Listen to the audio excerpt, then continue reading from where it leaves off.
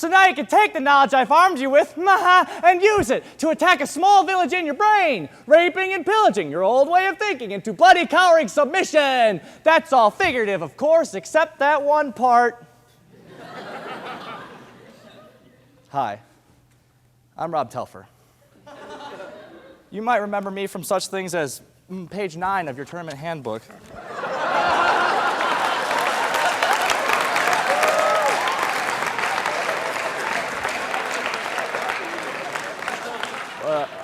It's 2 B's. 2 B's. Wow. 4 years sure have shot by in a heartbeat, huh? Golly, when I look back at all the art that I've created in forensics, I just laugh. And why not? I am, after all, hilarious. But my career has not been without its hardships.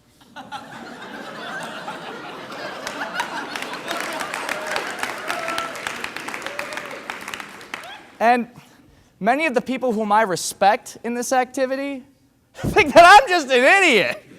I know, like what?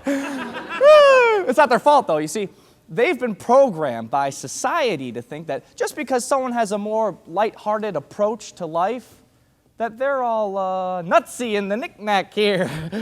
But is there danger in thinking that all funny people are idiots? No. And by no, I mean yes.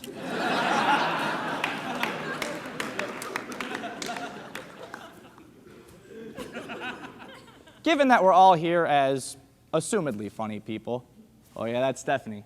She's a real firecracker. You look out for her. But she's an innocent one, you know. When she takes off her pants, there's just more pants there.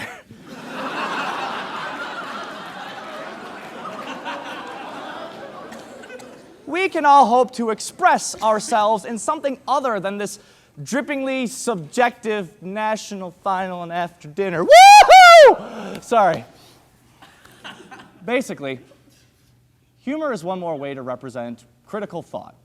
And if we're dismissing it as somehow distracting, then we are silencing potentially revolutionary voices, like me. Therefore, in order to better understand how I, Robb Telfer, tick, we must look at the causes, effects, and solutions of this funny fallacy. Join me, won't you? I remember the first time I did an after-dinner speech. The year was 1938. And the last of the porridge rations had just gotten mistaken for laundry detergent. So I regaled Mamaw and Papaw with my hilarious, but shockingly poignant, eatin' Granny's bloomers routine. I had them laughing all the way to the cemetery.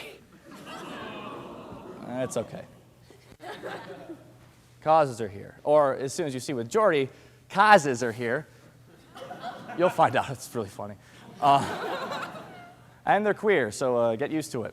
Here, society doesn't think humor has rhetorical merit. And queer, a common use of humor, leads to false conclusions of dummy-headity. So first, maybe y'all need to be convinced that humor has rhetorical merit. Well, according to Martin Amis's 2002 book, Koba the Dread, Laughter and the 20 Million, we see how humor was the major rhetorical device used by proponents of communism during the reign of Stalin to detract from the deaths of 20 million Russian citizens at the hands of the state, only to engage communism in a form of idealism and get away from the crippling tragedy of the materialism. Ha ha. 20 million. Yeah, more like 20 schmillion. No, that's still depressing. Further, Hitler had these things called joke courts, in which if he found you making any jokes about the Third Reich or naming your dog or your horse Adolf, you would be executed. But I swear to God, people have used humor for like positive things throughout history. Jonathan Swift, Mark Twain, Michael Moore, Lenny Bruce, some guy who named his horse Nagasaki. All of these people have used humor in a positive way to get their own individual message across. Except we don't notice when people are using it on us. Like, remember when I told that schmillion joke? I stole your wallet.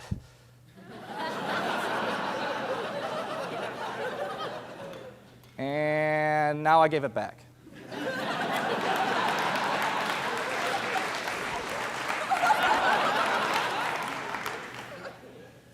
Next, we are sciencing common use of humor leads to false conclusions, namely that funny people aren't credible people.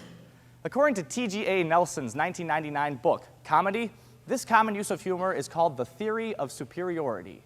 Here we laugh because we notice an imbalance of power, or because we feel better than something. This can be as simple as a crank telephone call, or as complicated as pushing a child down a flight of stairs.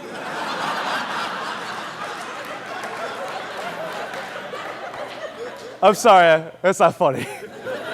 I know Brendan thinks it's cheap. You were on a ballot earlier in the year. I'm sorry.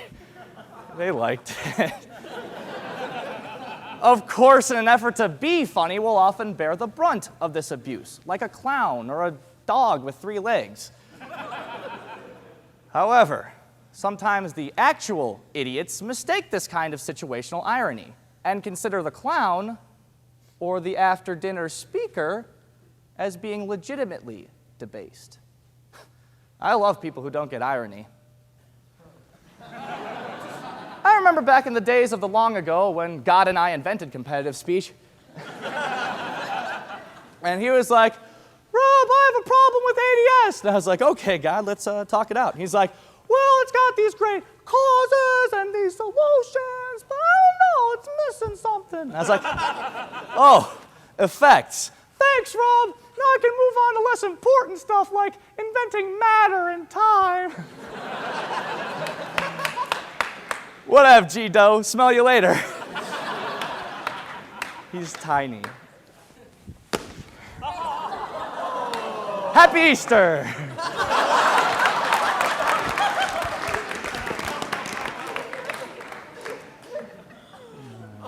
Oh yeah, effects coming at you, 3D. There are 2 main effects to a bunch of jerks who make funny people feel like poo. First, we are silencing potentially revolutionary voices, and second, we are limiting our perceptions of persuasion and problem solving. So first, potentially revolutionary voices are being silenced. If you tell the old guy with the who farted hat that he's dumb for long enough, he's going to start to believe it. So now, said old guy is going to stop wearing the who farted hat, but he'll also stop wearing the should we invade Iraq hat, or should I help out with the African rickets endemic hat. So now not only is it new critical work getting done, but valuable work from the past isn't getting done. According to Beebe and Masterson's 2003 text, Communication for Small Groups, the tension releaser, or comic relief function of a group, not only helps to entertain everybody, but to joke around actually helps to refocus and reframe all of the group's tasks. It's like the time I pulled my poop in the soup gag that led to the formation of the FDA. So you're welcome. Next, we are limiting our perceptions of persuasion and problem solving. According to Cheesebro and McCroskey's 2002 text, I know you Ball State nerds, it's Chesbro. Is he here? Are you going to get me? Yeah, screw him. His name's Cheesebro. It's on tape. According to Cheesebro and McCroskey's 2002 text, Communication for Teachers, to limit our ability to problem solve in the society, especially through humorous means, is limiting our ability to innovate at all. So if we're no longer innovating, then our perceptions of reality can no longer evolve. Think about it. If Columbus wasn't such a yuckster, he wouldn't be able to look around and tell the people that the Earth didn't really look like this back in the 1400s. I mean, and they all thought, like, he'd never make it past Lord Licorice, but then he made it around here, he got some candy from Queen Frosty, and then made it to the king candy of the Western Passage. Woo!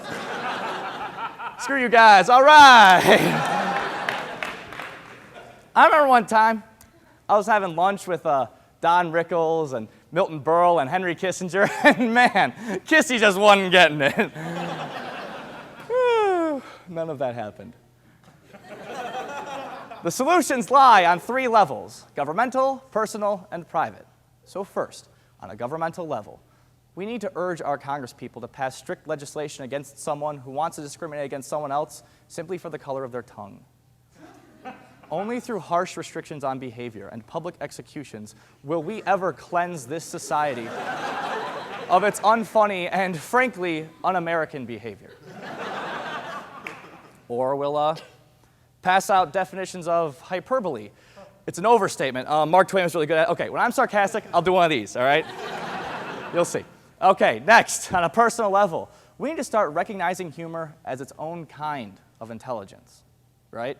People can be smart blah blah as well as smart ha ha. And in general, relax! Stop taking everything so freaking seriously. God! If you're a guy, wear a dress. If you're a girl, get a silly haircut. If you're Japanese, please explain Pokemon to me. I just don't get it.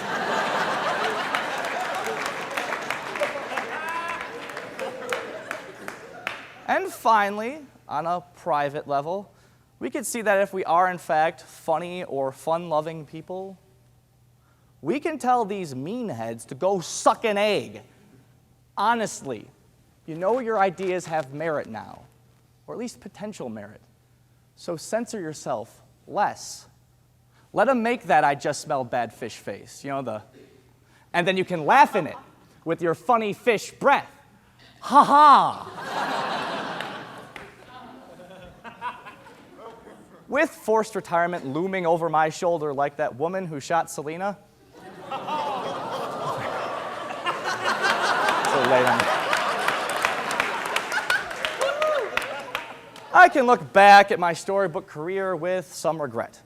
And while it's too late to have people take me seriously, by looking at the causes, effects, and solutions of the false idiocy of funny people, we can see that there is hope for the funny people of tomorrow. Last year, I did an ADS about why drinking alcohol, especially to excess, is really stupid. At an end-of-the-year party, I watched as many of the people who had seen my speech just vomit all over themselves and others.